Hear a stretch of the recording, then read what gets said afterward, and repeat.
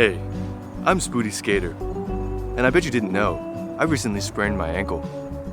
I rolled my ankle the most severely, and it's been a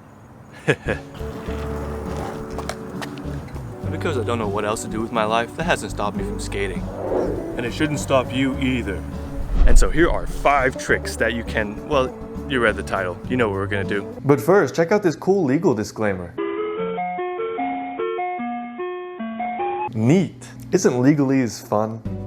Naturally, if your ankle sprain is quite fresh and tender, you'll want to give yourself a few days or a couple of weeks depending on the severity of your injury. Each trick mentioned in this video is under the basic assumption that you are, at the very minimum, weight bearing on the affected area. Number 1.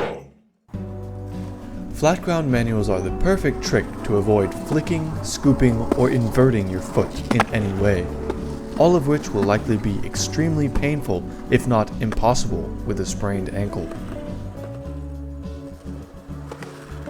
The flat ground manual is the perfect way to practice your balancing skills, whilst also maintaining some of your board feel while you recover from your injury. It is also a great way to practice some of the manuals you may not be as good at, such as I am with nose manuals.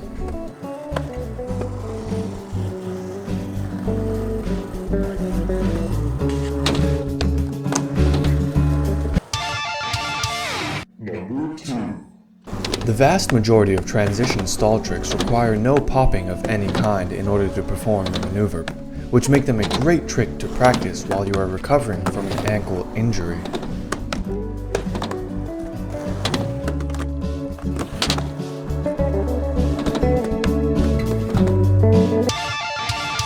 Number 3. Doing flip tricks sitting down is a great way to retain the muscle memory required to do certain flip tricks, whilst also alleviating some of the weight and pressure put on the affected area.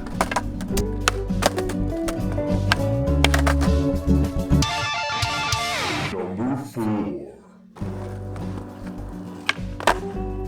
Due to their simplistic nature in requiring only one foot in order to scoop the board to complete the maneuver, pop 𝓎𝑜𝓊'𝓇𝑒 are a trick that can certainly be viable when recovering from a sprained ankle.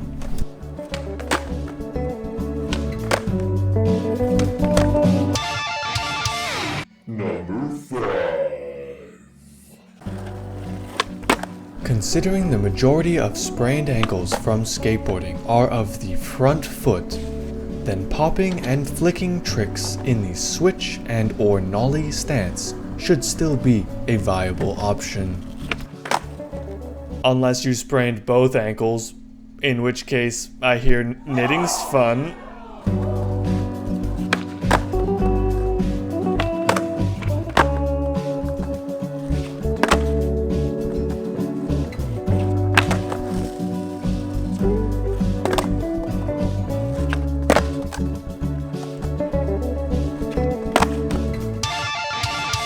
Bonus tricks.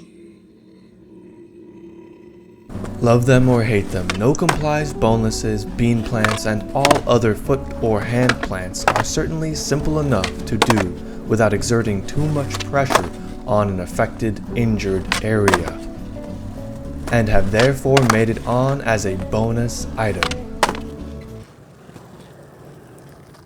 Alright, that's good.